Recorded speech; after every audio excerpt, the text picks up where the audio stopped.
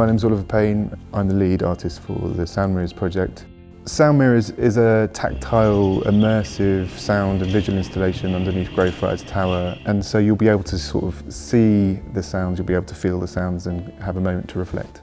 We've been using kind of quite specialist equipment like hydrophones and contact mics to capture sounds that you wouldn't ordinarily hear with a naked ear. We use electromagnetic field receivers to capture electromagnetic activity, and we took those to the arcade at the bowling alley. You'll hear sort of arcade machines and grabbers in a way that you never have done before.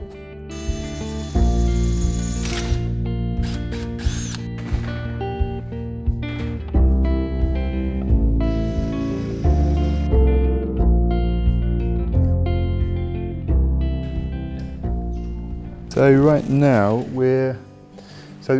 as the metal has been stored, it's sort of warped.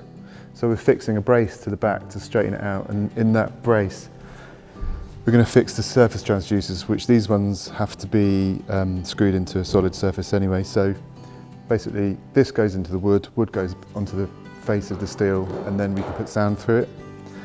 Then it becomes a speaker, but it's just a bit fiddly.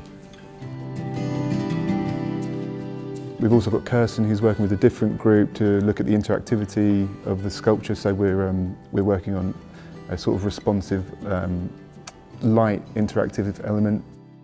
So the sound mirrors will have some lights on them which are interactive. So as visitors walk towards the sculpture, there will be some changes with the lights. Those are still in development. And then there'll be an additional aspect which will use the BBC microbits. These are freely available from all Norfolk libraries.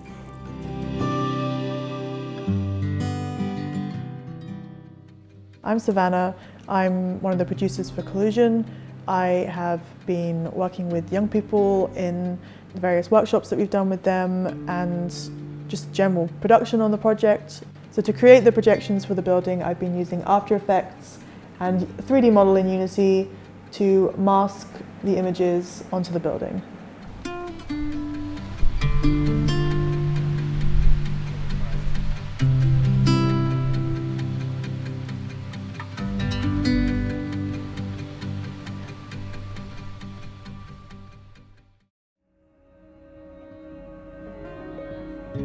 So I'm Francesca Kant, and I have been the visual artist for the Sound Mirrors project.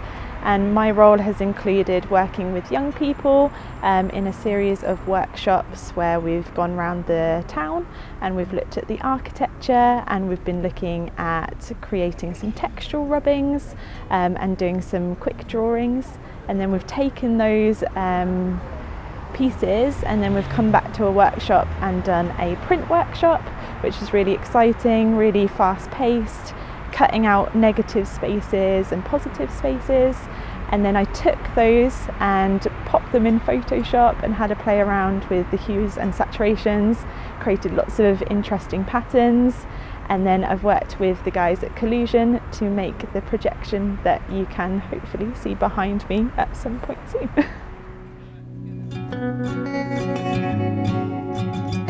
I've really taken a lot of time to hone in my sort of skills with technology and sort of sound design, messing around with all that sort of stuff.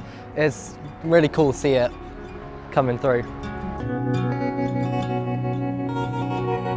All these little bits of work, these individual workshops have finally come together to produce this incredible piece that is much greater than what any of us could have imagined when we saw those bits of work happening.